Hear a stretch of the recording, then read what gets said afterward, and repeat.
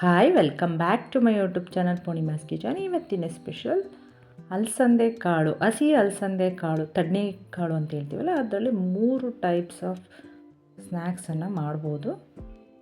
ಒಂದು ಅಪ್ಪಂ ತುಂಬಾ ಟೇಸ್ಟಿಯಾಗಿರುತ್ತೆ, ಮತ್ತು ವಡೆ. ಒಂದೇ ಕಾಳಲ್ಲಿ 3 ಟೈಪ್ ಮಾಡ್ಕೋಬೋದು. ಮತ್ತು ಅದರಲ್ಲೇ ಕಟ್ಲೆಟ್ ಮಾಡ್ಬೋದು. ತುಂಬಾ ಟೇಸ್ಟ್ ಅದ್ಭುತವಾಗಿರುತ್ತೆ. ಅದು ಈಗ ಹಸಿ ಕಾಳು ಸೀಸನ್ ಆದ್ದರಿಂದ ಈ ಥರ ರೆಸಿಪೀಸ್ನ ಮಾಡ್ಕೋಬೋದು. ಈವ್ನಿಂಗ್ ಸ್ನ್ಯಾಕ್ಸ್ಗಾದರೂ ಹಾಕ್ಬೋದು, ಬೆಳಗ್ಗೆ ಬ್ರೇಕ್ಫಾಸ್ಟ್ಗಾದರೂ ಹಾಕ್ಬೋದು. ಬನ್ನಿ ಹೇಗೆ ಮಾಡೋದು ಅಂತ ಹೇಳ್ಕೊಡ್ತೀನಿ. ಮೊದಲಿಗೆ 1 ಬೌಲಷ್ಟು ಹಸಿ ತಡ್ನಿ ಕಾಳನ್ನು ಈ ಥರ ಹಿಡಿದಿಟ್ಕೊಳ್ಳೋಣ. 1 ಸ್ಪೂನಷ್ಟು ಜೀರಿಗೆ, ಸ್ವಲ್ಪ ಕೊತ್ತಂಬರಿ ಸೊಪ್ಪು, ಕರಿಬೇವು ಸೊಪ್ಪು, ಖಾರಕ್ಕೆ ತಕ್ಕಾಗ ಹಸಿಮೆಣಸಿನ್ಕಾಯಿ, ಬೆಳ್ಳುಳ್ಳಿ, ಶುಂಠಿ, ಒಂದೇ ಈರುಳ್ಳಿ ಆದರೆ ಸಾಕು ನಾನು ತಗೊಂಡಿರೋ ಪ್ರಮಾಣಕ್ಕೆ. ನಂತರ ಒಂದು ಮಿಕ್ಸಿ ಜಾರಿಗೆ ಬೆಳ್ಳುಳ್ಳಿ, ಶುಂಠಿ, ಜೀರಿಗೆ 1 ಸ್ಪೂನಷ್ಟು, ನಂತರ ಹಸಿಮೆಣಸಿನ್ಕಾಯಿ. ನಿಮಗೆ ಖಾರಕ್ಕೆ ಎಷ್ಟು ಬೇಕೋ ಅಷ್ಟು ಹಸಿಮೆಣಸಿನ್ಕಾಯಿನ ಹಾಕೊಂಡು, ಹಸಿಮೆಣಸಿನ್ಕಾಯಿ ಬೇಕಾದ್ರೆ ಸ್ಕಿಪ್ ಮಾಡಿ ಒಣಮೆಣಸಿನ್ಕಾಯಿನೂ ಹಾಕೋಬೋದು. ನಂತರ ಇದನ್ನು ಒಂದು ಸಲ ಮಿಕ್ಸಿಲಿ ಸ್ವಲ್ಪ ಗ್ರೈಂಡ್ ಮಾಡ್ಕೊಳ್ಳೋಣ. ಉಪ್ಪು ಹಾಕಿ ಅದಕ್ಕೆ ಗ್ರೈಂಡ್ ಮಾಡಿ, ನಂತರ ಹಸಿ ತಡ್ನಿ ಕಾಳು ಅಥವಾ ಅಲಸಂದೆ ಕಾಳು ಹಾಕಿ ಇದನ್ನು ಅಷ್ಟೇ ತುಂಬ ನುಣ್ಣಗೂ ಬೇಡ, ತುಂಬ ತರಿಯಾಗೂ ಬೇಡ, ಮೀಡಿಯಮ್ ಇದರಲ್ಲಿ ರುಬ್ಕೊಂಡ್ರೆ ಸಾಕು. ನೋಡಿ, ಅದಕ್ಕೆ ರುಬ್ಕೊಂಡ್ರೆ ಸಾಕು. ನಂತರ ಇದನ್ನು ಒಂದು ಮಿಕ್ಸಿಂಗ್ ಬೌಲ್ಗೆ ಹಾಕಿ ರುಬ್ಬಿಟ್ಕೊಂಡ್ರಂಥ ಮಸಾಲೆನ ನಾನು ಹೇಳಿದ್ನಲ್ಲ, ಇದನ್ನು ಈವ್ನಿಂಗ್ ಸ್ನ್ಯಾಕ್ಸ್ಗೆ ಒಡೆಯಾಗಿ ಬೇಕಾದರೆ ಮಾಡ್ಕೋಬೋದು, ಬೆಳಿಗ್ಗೆ ಬ್ರೇಕ್ಫಾಸ್ಟ್ಗೆ ಅಪ್ಪಂ ಥರನೂ ಮಾಡ್ಕೋಬೋದು. ನಂತರ ಕಟ್ ಮಾಡಿ ಇಟ್ಕೊಂಡ್ರಂಥ ಸಣ್ಣಕ್ಕೆ ಹೆಚ್ಕೊಂಡ್ರಂಥ ಈರುಳ್ಳಿ, ಕೊತ್ತಂಬರಿ ಸೊಪ್ಪು ಮತ್ತು ಕರಿಬೇವು ಸೊಪ್ಪು, ಬೇಕಿದ್ರೆ ನೀವು ಆ್ಯಡ್ ಮಾಡ್ಬೋದು, ಸ್ವಲ್ಪ ಸಬ್ಸಿಗೆ ಸೊಪ್ಪನ್ನು ಹಾಕೋಬೋದು. ಚೆನ್ನಾಗಿ ಮಿಕ್ಸ್ ಮಾಡಿ ಇದನ್ನು ತುಂಬಾ ಈಸಿಯಾಗಿ ಮಾಡ್ಕೋಬೋದು, ಟೇಸ್ಟಿಯಾಗಿ ಮಾಡ್ಕೋಬೋದು. ಮತ್ತು ಅಲಸಂದೆ ಕಾಳು ಒಡೆಯೋ ಅವಶ್ಯಕತೆ ಇಲ್ಲ, ಸಿಪ್ಪೆ ತೆಗಿಯೋ ಅವಶ್ಯಕತೆ ಇರೋಲ್ಲ. ಹಸಿ ತಡ್ನಿ ಕಾಳಾದ್ರಿಂದ ನಾವು ಈ ಥರ ಮಾಡ್ಕೋಬೋದು. ಈ ಸೀಸನಲ್ಲಿ ಈ ಥರ ಮಾಡ್ಕೊಳ್ಳಿ, ತುಂಬಾ ಟೇಸ್ಟಿಯಾಗುತ್ತೆ. ನೋಡಿ, ಅದಕ್ಕೆ ಕಲಿಸ್ಕೊಂಡು ನಂತರ ಒಂದು ಬಾಣಲಿಲಿ ಎಣ್ಣೆನ ಕಾಯೋದಕ್ಕೆ ಬಿಡೋಣ. ಫಸ್ಟು ವಡೆ ಮಾಡಿ ತೋರಿಸ್ತೀನಿ ನಿಮಗೆ.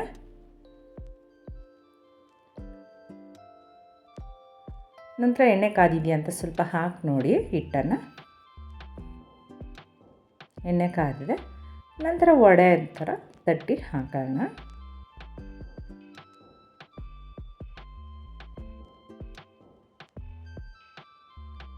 ತುಂಬಾ ಟೇಸ್ಟಿಯಾಗಿರುತ್ತೆ. ಮಾಡಿ ನೋಡಿ ಒಂದು ಸಲ ಮನೇಲಿ. ನೋಡಿ, ಅದಕ್ಕೆ ವಡೆನ ತಟ್ಟಿ ಕೈಯಲ್ಲೇ ತಟ್ಟಿ ಹಾಕೋಬೋದು. ನಿಮ್ಗೆ ಯಾವ ಸೈಜ್ ಬೇಕೋ ಆ ಸೈಜ್ ವಡೆನ ಮಾಡ್ಕೋಬೋದು. ವಡೆ ಬೇಕಿದ್ದರೆ ನೀವು ಈವ್ನಿಂಗ್ ಸ್ನ್ಯಾಕ್ಸ್ ಹೋದರೆ ಮಾಡ್ಕೋಬೋದು. ನೋಡಿ, ಇದೇ ಥರ ಎಲ್ಲದನ್ನು ಹಾಕಿ ಮುಗ್ಚಾಕಿ ಸ್ವಲ್ಪ ಗೋಲ್ಡನ್ ಬ್ರೌನ್ ಬರೋ ತನಕ ಬೇಯಿಸ್ಕೊಂಡ್ರೆ ಬಿಸಿ ಬಿಸಿಯಾದ ಹಸಿ ತಡ್ನಿ ಕಾಳಿನ ವಡೆ ರೆಡಿ ಆಗುತ್ತೆ. ನೋಡಿ, ಅದಕ್ಕೆ ಬೇಯಿಸ್ಕೊಂಡ್ರೆ ಸಾಕು. ಬಿಸಿ ಬಿಸಿಯಾದ ರುಚಿಯಾದ ಹಸಿ ತಡ್ನಿ ಕಾಳಿನ ವಡೆ ರೆಡಿ ಆಯಿತು. ಇದೇ ಥರ ನೆಕ್ಸ್ಟ್ ಬ್ಯಾಚನ್ನು ಹಾಕಲಿ. ನಂತರ ಮಿಕ್ಕಿರೋ ಹಿಟ್ಟಿಗೆ ಒಂದು ಕ್ಯಾರೆಟ್ ತುರಿಯನ್ನು ಹಾಕಿದೆ, 1 ಬೌಲಷ್ಟು. ಸ್ವಲ್ಪ ಹುರಿದಿರೋ ಅಂಥ ರವೆನ ಒಂದು ಅರ್ಧ ಬೌಲಷ್ಟು ಹಾಕಿ ಚೆನ್ನಾಗಿ ಮಿಕ್ಸ್ ಮಾಡ್ಕೊಂಬಿಡೋಣ. ನಾನು ಹೇಳಿದ್ನಲ್ಲ, ಇದ್ರಲ್ಲಿ ಕಟ್ಲೆಟ್ ಮಾಡ್ಕೋಬೋದು ಅಂತ. ಕಟ್ಲೆಟ್ಗೆ ಈ ಥರ ರೆಡಿ ಮಾಡ್ಕೊಂಡ್ರೆ ಸಾಕು. ವಡೆ ಹಿಟ್ಟಿಗೆ ಸ್ವಲ್ಪ ರವೆ ಮತ್ತು ಕ್ಯಾರೆಟ್ ತುರಿನ ಹಾಕೊಳ್ಳೋಣ. ನಂತರ ಒಂದು ಫ್ರೈ ಪ್ಯಾನನ್ನು ಇಡಿ. ಅದಕ್ಕೊಂದು 2 ಸ್ಪೂನಷ್ಟು ಎಣ್ಣೆನ ಹಾಕ್ತಾಯಿದ್ದೀನಿ. ಅದನ್ನು ಸ್ಪ್ರೆಡ್ ಮಾಡಿ ನಾವು ಹಿಟ್ಟು ಹದ ಮಾಡ್ಕೊಂಡ್ರದ್ದು ನೋಡಿ, ಕಟ್ಲೆಟ್ ಈ ಆಕೃತಿಗೆ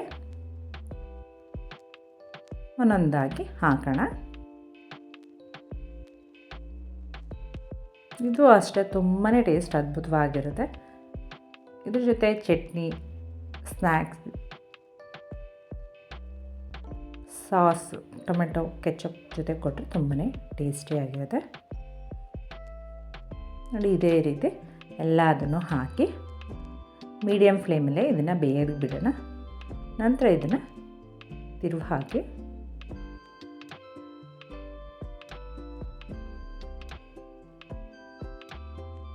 ಎರಡೂ ಸೈಡು ಇದೇ ಥರ ಬೇಯಿಸ್ಕೊಂಬಿಡೋಣ. ಎಣ್ಣೆ ಬೇಕಿದ್ದರೆ ಹಾಕೋಬೋದು, ಬೇಡ ಎಣ್ಣೆ ಇಷ್ಟೇ ಸಾಕು ಅಂದರೆ ಇಷ್ಟಲ್ಲೇ ಇದು ಮಾಡ್ಕೋಬೋದು.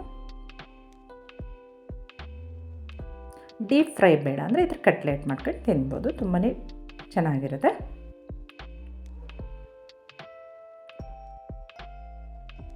ನೋಡಿ ಇನ್ನೊಂದು ಕಡೆ ತಿರುವುದಾಗ್ತಿದ್ದೀನಿ.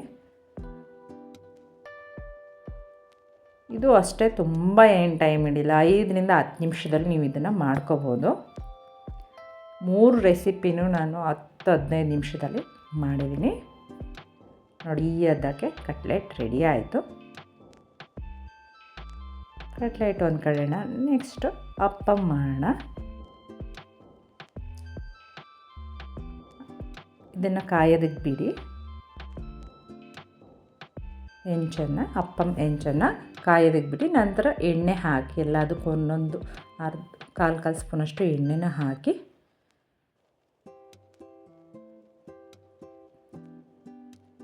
ನಿಮಗೆ ಹಿಟ್ಟು ಸ್ವಲ್ಪ ಗಟ್ಟಿ ಆಯಿತು ಅಂದರೆ ಸ್ವಲ್ಪ ಒಂದು ಅರ್ಧ ಲೋಟದಷ್ಟು ನೀರನ್ನು ಆ್ಯಡ್ ಮಾಡ್ಕೋಬೋದು, ಇಲ್ಲಾಂದರೆ ಹಾಗೇ ಬೇಯೋದಕ್ಕೆ ಬಿಡ್ಬೋದು.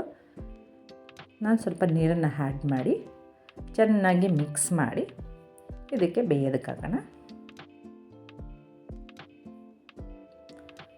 ಇದು 5ರಿಂದ 10 ನಿಮಿಷ ಬೆಂದರೆ ಸಾಕು. ಇದಕ್ಕೆ ನೀವು ಬೇಕಾದರೆ ಚಟ್ನಿ, ಗ್ರೇವಿ ಯಾವ್ದು ಬೇಕಾದರೂ ಕಾಂಬಿನೇಷನ್ ಮಾಡ್ಕೋಬೋದು. ಬಟ್ ಚಟ್ನಿನೇ ತುಂಬ ಚೆನ್ನಾಗಿರುತ್ತೆ. ಇದಕ್ಕೆ ತೆಂಗಿನಕಾಯಿ ಕಡಲೆ ಹಾಕಿ ಚಟ್ನಿ ಮಾಡಿ ತುಂಬಾ ಟೇಸ್ಟಿಯಾಗಿರುತ್ತೆ.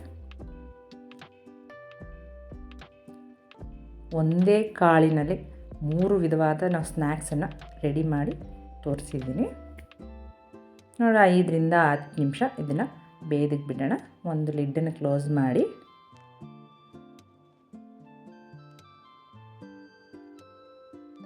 ನಂತರ ನೋಡಿ ಈ ರೀತಿ ಬೆಂದಿರುತ್ತೆ.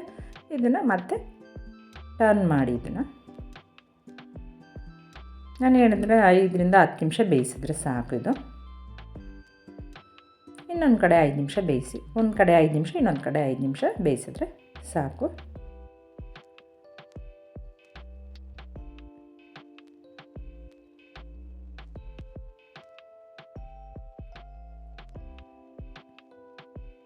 ನೀವು ಬೇಕಿದ್ರೆ ಅದೇ ಹಿಟ್ಟಲ್ಲಿ ಈ ರೀತಿ ನಾನಾದರೂ ಮಾಡ್ಕೋಬೋದು, ವಡೆನಾದರೂ ಮಾಡ್ಕೋಬೋದು, ಕಟ್ಲೆಟ್ ಬೇಕಾದರೂ ಮಾಡ್ಕೋಬೋದು. ನೋಡಿ ಅದಕ್ಕೆ ಬೇಯಿಸಿದ್ರೆ ಸಾಕು. ಯಾರಿಗಿಲ್ಲ ಕಟ್ಲೆಟ್, ವಡೆ ಮತ್ತು ಅಪ್ಪಮ್ ವಿಡಿಯೋ ಇಷ್ಟ ಆಯಿತು ಲೈಕ್ ಮಾಡಿ, ಶೇರ್ ಮಾಡಿ, ಕಮೆಂಟ್ ಮಾಡಿ, ಸಬ್ಸ್ಕ್ರೈಬ್ ಆಗೋದಂತೂ ಮರಿಬೇಡಿ. Okay bye, thanks for watching.